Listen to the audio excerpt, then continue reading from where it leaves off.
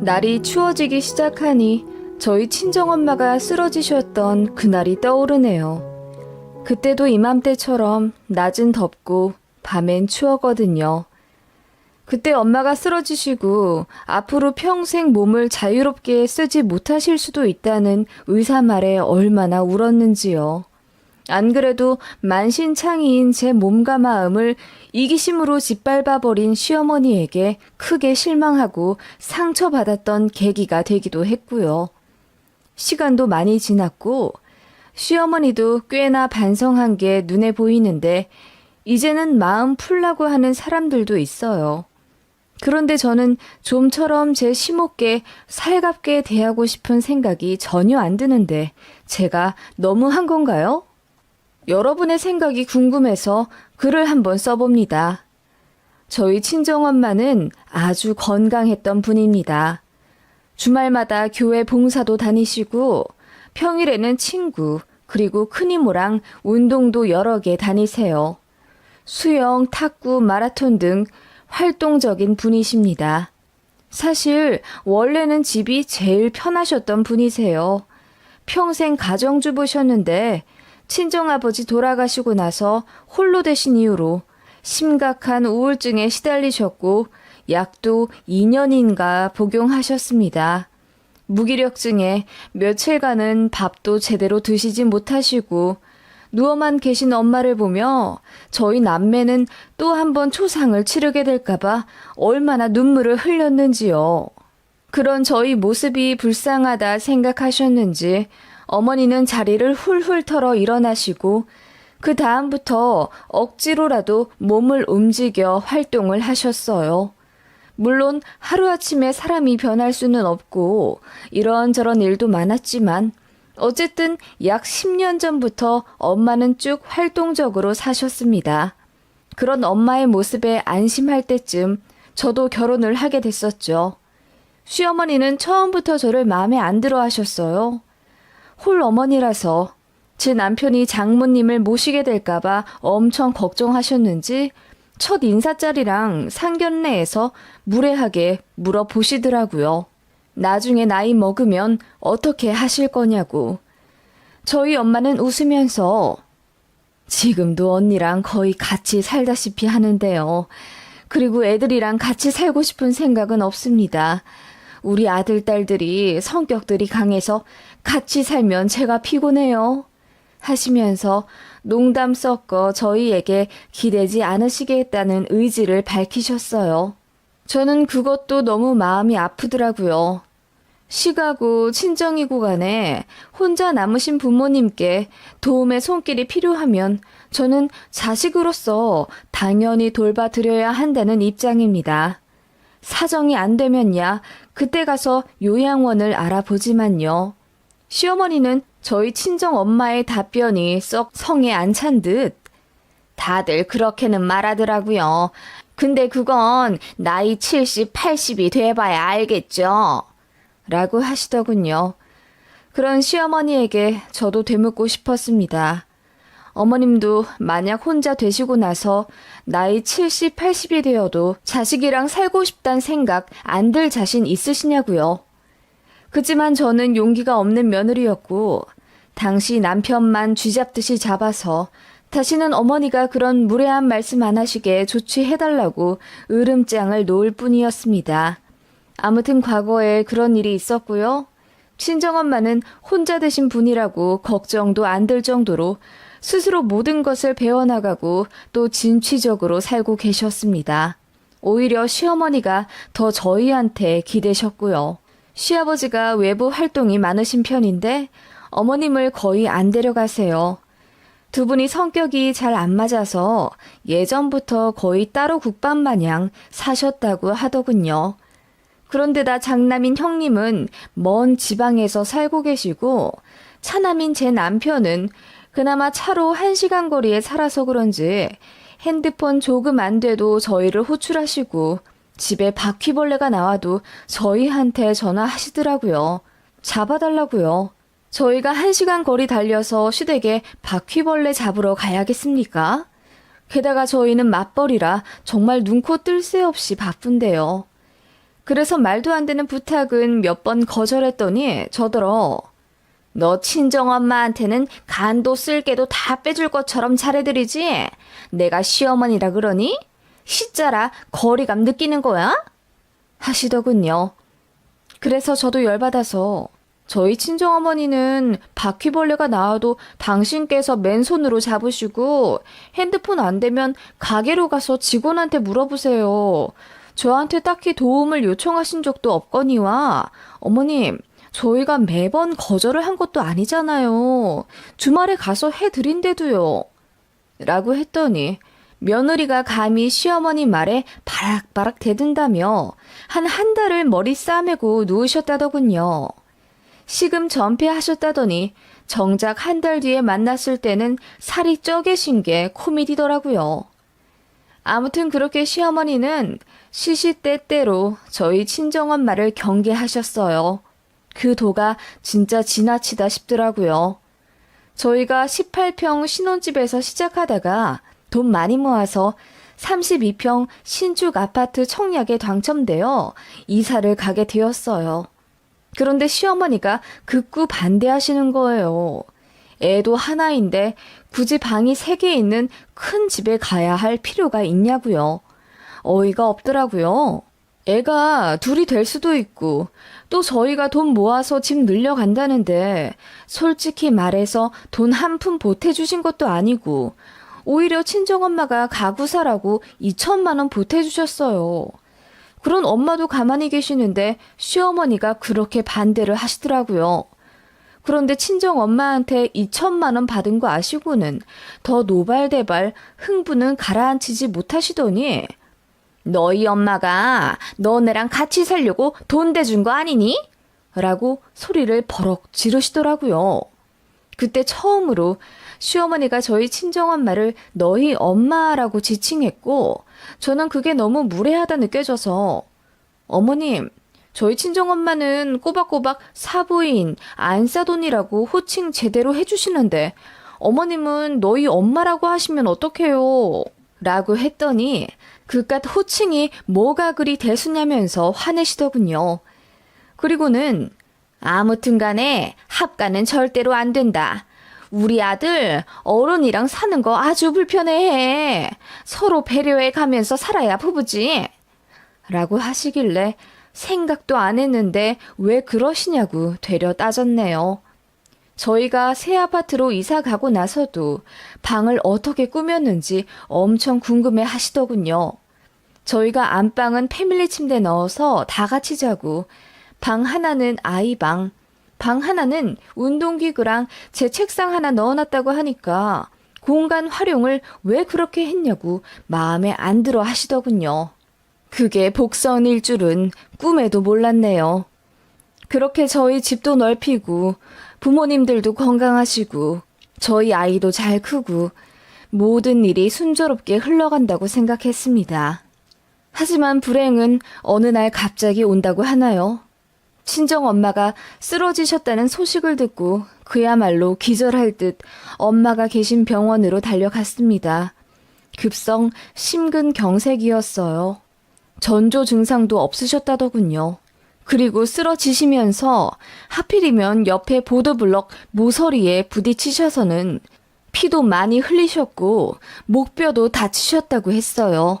스텐스 시술로 급한 불은 껐지만 머리랑 목뼈 다치신 게 더 심각했고 피를 많이 흘리셔서 의식도 빨리 찾지 못하셨어요. 수혈도 받으실 만큼 위급한 상황이었고 의사는 어머니 연세가 있으셔서 그런지 무의식 중이지만 회복이 딱히 빠르지가 않다고 하시더군요. 머리 다친 건 MRI 찍었는데 딱히 큰 이상은 없어 보이는데도 엄마가 근 일주일을 깨어나지 못하시는 바람에 저는 정말 아빠를 이어 엄마도 이렇게 잃는구나 싶었어요. 그러다 기적적으로 깨어나셨고요. 병원에 입원도 오래 하셨고 목뼈 다친 것과 한동안 피가 순환되지 못해 뇌에 산소가 가지 못했던 후유증으로 엄마는 왼쪽 팔과 왼쪽 다리 쓰시는 걸 불편해 하셨어요. 엄마는 당신이 오른손잡이인데 다행히 왼쪽이 고장이라며 농담을 하실 정도였지만 솔직히 제가 봤을 때 엄마는 휠체어도 제대로 못하실 것 같은 심각한 상태였습니다. 그래도 재활치료 열심히 받으시더군요. 그런 엄마 응원하며 저도 하루하루 마음 졸이며 살고 있었습니다. 시어머니는 처음에는 저희 엄마 쓰러지셨다는 소식에 엄청 놀라셨어요. 그러면서 병원비 하라고 100만 원도 보내주시고 전화도 자주 해주시곤 했습니다. 그런 시어머니께 저는 참 감사했었어요.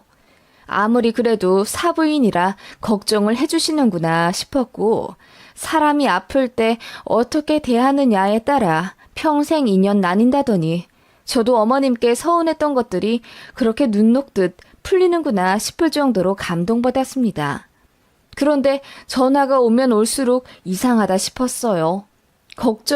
그 걱정이 아니신 것 같은 거예요. 팔다리 못 쓰시는 것에 대해 진행 상황을 세세하게 여쭈시는 것도 모자라 퇴원 후 거처에 대해서도 집요하게 물으시더군요. 저에게는 남동생이 있고 결혼 앞두고 있는 대학 교수입니다. 안 그래도 남동생이 본인이 엄마 모시고 싶다고 하는 걸 저도 마음이 안 놓여 서로 모시겠다고 하던 중이었고요. 앞으로 쭉 합가는 못하게 될지는 몰라도 일단 거동이 불편하신데 당연히 제가 봐드려야 한다고 생각했어요. 워킹맘이라 안 그래도 아이 키우랴 일하랴 벅찬 감도 있어서 퇴사를 생각하기도 했던 차고요. 그래서 그런 저희 진행 상황을 말씀드리니 저는 사실 굳이 말하고 싶지도 말해야 하는 의무도 없다고 생각합니다만 어머님이 진짜 집요하게 물어보셔서 어쩔 수 없이 다 대답한 것들입니다. 아무튼 어머님이 제 대답을 듣자마자 불같이 화를 내시며 우리 아들이 불편해한데도 나이 40 간 넘어서 장모님 뒤치다꺼리를 해야겠냐 우리 아들이?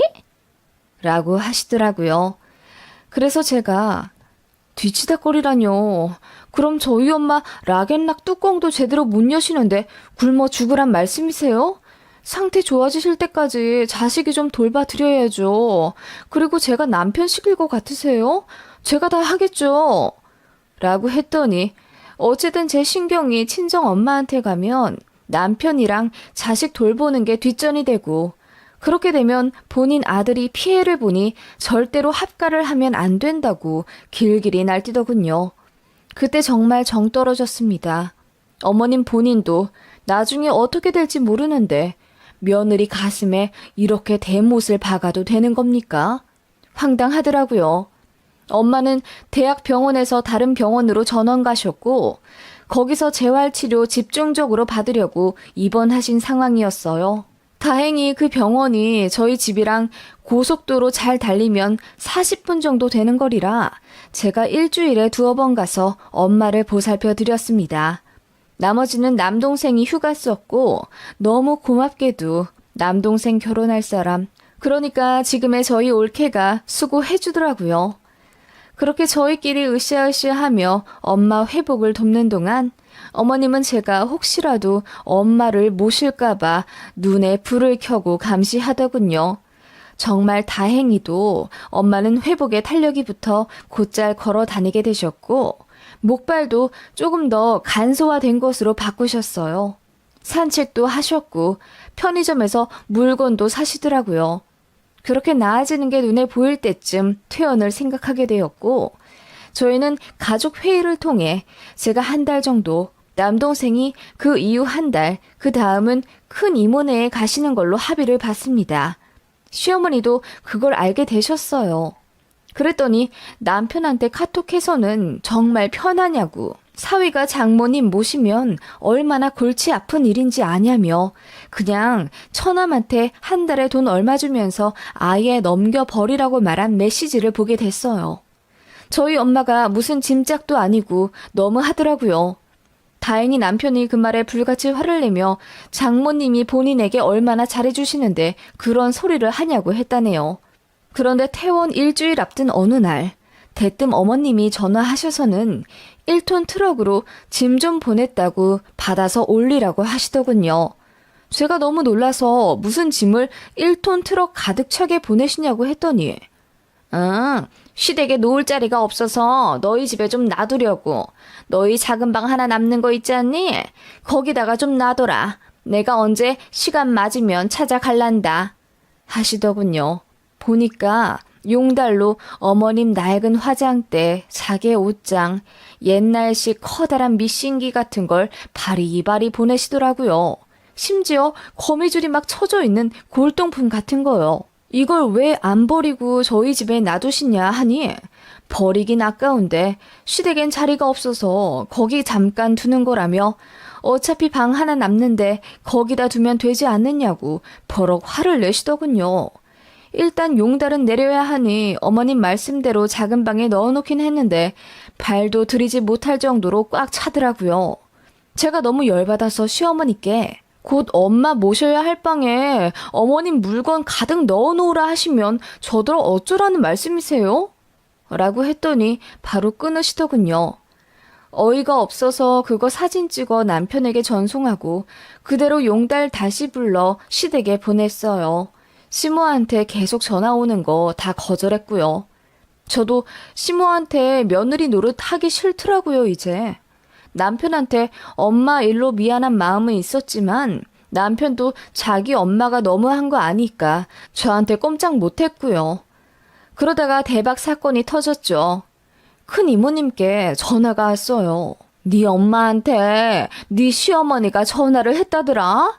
나이 들어서 자식 도움받는 거 보기 안 좋지 않냐면서 딸내한테 신세질 생각하지 말랬다더라. 내가 다 어이가 없어서 따질랬더니 네 엄마가 그러지 말라고 말리는데 아니 아무리 생각해도 어이가 없어서 말이야. 무슨 그런 사돈이 다 있다니? 아니 안 그래도 애들한테 신세 안 지려고 최선을 다해서 재활치료받는 사람한테 너무한 거 아니야? 그래서 내 동생이 뭐 너네 집에 눌러 살겠대? 내 동생 내가 책임져. 황당해서 원! 라고 이모가 울부짖으며 말씀하시는데 저는 그야말로 눈이 뒤집혀지더군요. 엄마한테 전화해 사실이냐고 물으니 그렇긴 하지만 굳이 따지진 말라면서 아픈 본인 잘못이라고 하시는데 눈물이 나더라고요. 그래서 시어머니에게 바로 전화하려다가 그냥 시동 걸어 시댁으로 들이닥쳤습니다. 역시나 시아버지는 집에 안 계셨고 어머님 혼자 파자마 차림으로 편하게 계시다가 저보고 눈이 휘둥그레 해주시더군요. 네가 여긴 웬일이냐? 어머님, 제 친정 어머니께 전화하셨어요? 딸내 신세질 생각 말라고? 뭐? 난 또 무슨 일이라고? 예, 설마 내가 그렇게 얘기했겠니? 나는 그냥 우리 아들 처남이 아직 혼자 살고 그러니 거기가 더 편하실 것 같아서 딸내한테는 가지 마라. 그렇게 말씀을 드린 거지. 우리 아들이 또 장모님 모신다고 하면 집에서 빤스도 못 입고 갇혀있고 불편하지 않겠니? 그렇게 되면 서로 불편하지. 그래서 피차 더 좋은 방법을 말씀드린 거야. 그리고 자식한테 기대지 말라는 게 뭐 틀린 말이니? 난 그런 거 도통 이해가 안 가서 아무리 몸이 안 좋아도 혼자 죽이 되든 밥이 되든 버텨야지. 그걸 어머님이 왜 결정하시는데요? 물론 제 남편이 어느 정도 불편할 수 있다는 건 알아요. 그래서 미리 동의도 구했고 사과도 했고요. 정말 괜찮대요. 그리고 이럴 때 안 모시면 본인도 마음이 불편할 거라면서 더 오래 모시자고 얘기했던 게 아이 아빠예요. 그래도 제가 한 달이라고 딱 기간 정해놓은 거고 또 가장 중요한 건 저희 엄마도 자식들 집에서 신세 지는 거 부담스러워하세요. 저희가 모신다고 한 거지 엄마가 먼저 오겠다고 한 적도 없고 또 상황이 나아지면 한 달 안 채우고 먼저 나가실 거라고 했어요. 제가 따발총처럼 어머님께 쏘아붙이자 어머님 얼굴이 벌개지더니 그야 안사돈도 민망하니까 그렇게 말씀을 하실지 몰라도 솔직히 사람 건강이 어떻게 될지 모르고 근데 너희 집에 있다가 혹시 몸이 안 좋아지시면 아예 눌러 앉으시면 어떡하니? 그건 내가 반대인데? 라고 하시더군요. 어머님은 전혀 미안한 기색이 없이 이런 건 시댁에서 관여해야 할 사항이라며 눈치 안 보고 막 나가는 제가 이상한 거라고 하시더군요. 그러면서 홀어머니 있는 딸이 결혼시장에서 얼마나 최하 등급인 줄 아냐면서 사위 처가에 다 빼앗긴다고 볼멘 소리를 하시더군요. 그리고는 홀어머니인 것도 마음에 안 드는데 돌아가실 때까지 정정하셔야지. 왜 아프고 그러신다니? 하필이면 거동이 불편해지실 건 또 뭐야? 아프더라도 그냥 손 덜 가는 그런 질환이나 걸리시면 좀 좋아? 라고 하시더군요. 그 말에 제가 빡 돌아서 어머님, 그게 어떻게 맘대로 되나요? 그리고 어머님은 나중에 안 아프실 줄 아세요? 지금도 당뇨기 있으시고 무릎 아프다 매일 앓는 소리 하시면서 왜 그러세요? 라고 했더니 어머님이 놀란 듯 절 보시더군요. 어머님은 평생 건강하시고 평생 안 다칠 줄 아시냐고요. 그리고 사람 앞날 어떻게 될지 모른다면서요. 아버님도 갑자기 돌아가시게 되면 어머님 혼자 남으시는데 그러면 그때 가서 자식한테 안기대고 사실 자신 있으세요? 저는 어머님보다 훨씬 젊은데도 앞날을 확신 못하고 사는데 어머님은 뭘 믿고 그렇게 당당하신 거예요? 뭐라고? 아니, 내 말은 그냥 자식들 생각해서. 그러니까 제 말이 그거예요. 어머님은 나중에 거동 못하실 때 자식 도움 절대로 안 받으실 거냐고요. 아니, 무슨 그렇게까지 너는 극단적으로 말을 하냐? 극단적으로 말씀하신 건 어머님이시잖아요. 제가 언제 저희 친정어머니 평생 모신다고 했어요? 상황이 좀 그러니까 집에 좀 모시겠다는 건데 왜 그러세요? 제가 소리를 빽 지르자 어머님이 슬금슬금 뒷걸음질 치시더군요. 저는 그렇게 할 말 다 했지만 어머님은 제 말에 대답도 안 하시고 저더러 너무 한다는 말만 반복하시고 피해자 코스프레 하실 뿐이었습니다. 어이가 없었지만 그냥 그렇게 저도 할 말 다 한 걸로 애써 기분을 풀었죠. 어머님이랑은 이제 다시 연락하고 싶지도 않고 이번에 작은 방에 어머님 물건 용달 부른 일을 계기로 제 남편도 많이 화가 났기 때문에 앞으로 연을 끊고 살아도 자기는 저한테 며느리 노릇 절대 안 바랄 거라며 제 마음을 알아주더군요. 그렇게 두어 번의 명절을 보냈을까? 엄마는 저희 집에서 3주 정도 계시다 남동생 집으로 가셨고 불편하시다며 2주 만에 댁으로 돌아가셨어요. 혼자 계셔도 틈틈이 저희 자식들과 이모, 조카들의 도움을 받으며 전혀 불편함 없이 회복을 위해 노력하셨습니다. 저희 어머니는 한의원도 부지런히 다니시고 재활 치료도 누구보다 열심히 받으셨어요. 덕분에 거의 80% 신경이 돌아왔고 뛰지만 못할 뿐 일상생활을 거의 다 회복하셨어요. 취미생활도 예전에 액티브한 활동에서 조금은 정적인 활동으로 요리 클래스나 프랑스 자수 같은 걸로 무료함을 해결하시기도 했고요. 그런 엄마의 모습이 한편으론 정말 존경스럽더라고요. 그래서 엄마 걱정을 거의 하지 않게 되었을 무렵 청천벽력과도 같은 소식이 들렸습니다. 시어머니가 빙판길에서 넘어지시면서 하필 뾰족한 철근 옆으로 쓰러지시는 바람에 엉치뼈와 골반뼈가 동시에 골절이 되셨어요. 아예 못 걷는다고 하시더군요. 그래서 병원에 입원을 하셨고 예전 감정은 감정이고 솔직히 그 정도로 다치셨는데 병문안 한 번 안 가면 정말 저도 할 말 없는 며느리가 될 것 같아 병원에 찾아뵈었습니다. 어머님은 그새 얼굴이 반쪽이 되셔서는 저희를 물끄러미 올려다보시는데 그 눈빛에 많은 것이 담겨 있는 듯 했습니다.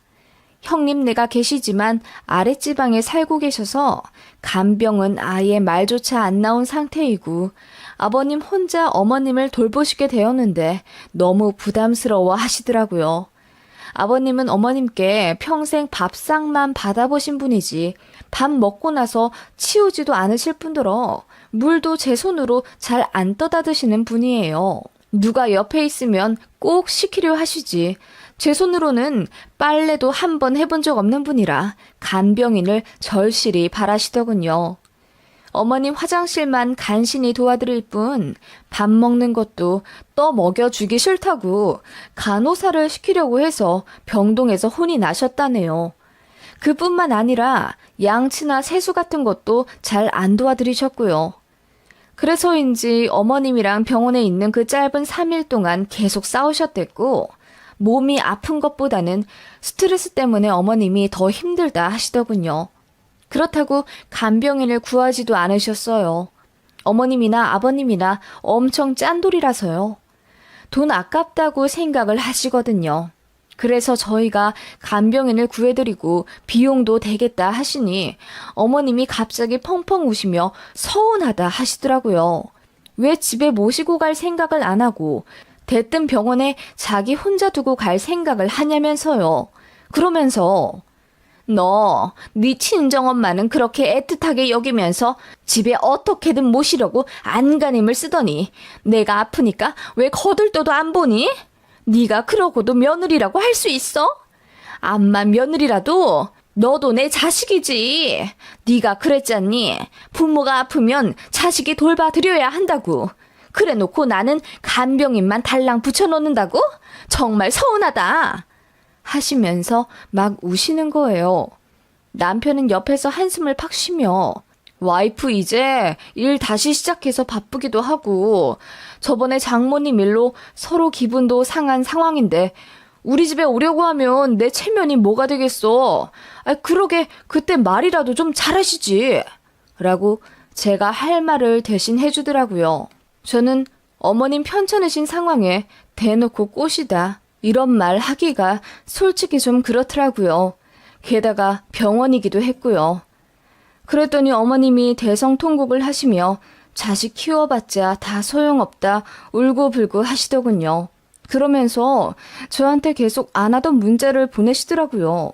자기 힘들다 아프다 시아버지가 하도 귀찮다 난리를 쳐서 간병인을 구하긴 했는데 탐탁치 않다 등 하소연을 줄줄 하시는데 결국 결론은 저희 집에 오고 싶다는 이야기.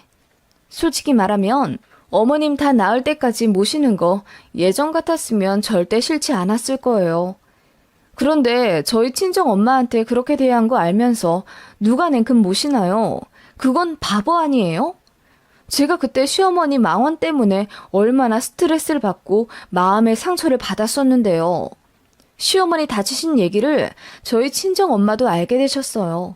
저번에 저희 친정엄마 입원하셨을 때 시어머니가 100만 원 주신 거 알고 계신터라 이번에 되갚는다고 돈을 보내주신다고 계좌를 물으시더라고요. 그러시면서 엄마가 그때 너희 시어머니 덕담 덕분에 나도 회복 잘했으니 되갚아 드려야겠다 하시더라고요. 무슨 말씀인가 했는데 나중에 알고 배 잡고 웃었습니다. 친정엄마가 시어머니한테 전화를 거셨다더군요. 대략 대화는 사부인 이번에 빙판길에서 넘어져서 꼼짝을 못하신다면서요. 에구 어쩌다 그러셨어요. 그때 100만 원 보내주시고 또 따로 격려도 진심으로 해주신 덕분에 저 재활치료 잘 받고 잘 회복했습니다. 라고 했더니 저희 시어머니가 우물쭈물하면서 고맙다고 인사하고 빨리 끊으려 하셨대요. 네, 고맙습니다. 그럼 이만. 아니, 그런데 앞으로 회복을 어찌하려 그러세요? 자식한테 도움받는 거 진절머리나게 싫어하시는 분으로 알고 있는데. 아, 바깥 사돈분이 계시니 걱정 없는 건가요? 아니면 간병인을 구하시는지요? 그건 자식의 배우자가 불편해할 거 생각하는 게 참 어른이라고 하셨으니 제 딸네 집은 절대로 안 가시겠네요. 사실 뭐 아들이고 딸이고 우리 안사돈께서는 자식한테 부담 주는 부모 절대 안 될 거라고 호언장담을 하셨으니 향후 행보가 어떠실지 안 봐도 눈에 훤하네요. 너무 무리는 하지 마시고 쾌차하시길 빕니다. 저도 계좌로 마음 보내드렸습니다. 사부인 응원합니다. 라고 했더니 시어머니가 아무 말 못하셨다네요. 그 얘기 듣는데 어찌나 통쾌하던지. 그러면서 저한테는 시모한테 가진 앙금 다 풀라고 하셨어요.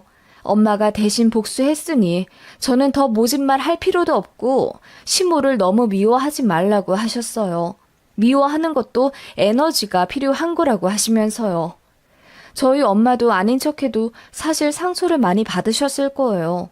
그래서 더 잘해드리고 싶어서 우리 집 안 오겠다는 엄마를 기어코 저희 집으로 잠깐 모셨던 거고요. 한마디 말로 천냥빚도 갚는다던데 어머님이 그렇게 무정하게만 나오지 않았어도 저는 어쩌면 시어머니 다 나으실 때까지 저희 집에서 모셨을지도 모르죠. 저희 친정 엄마 때처럼요. 이 세상에 과부되고 싶은 사람이 누가 있겠으며 아프고 싶은 사람이 누가 있나요?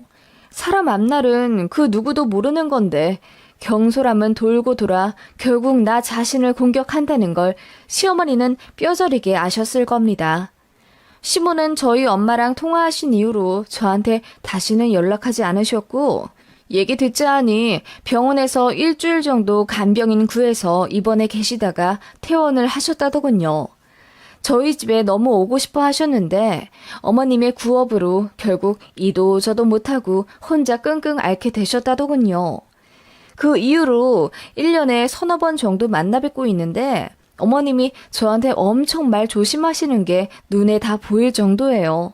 다만 저희 친정 엄마한테 막말했던 건 사과받지 못했지만 뭔가 느낀 게 많으시겠죠.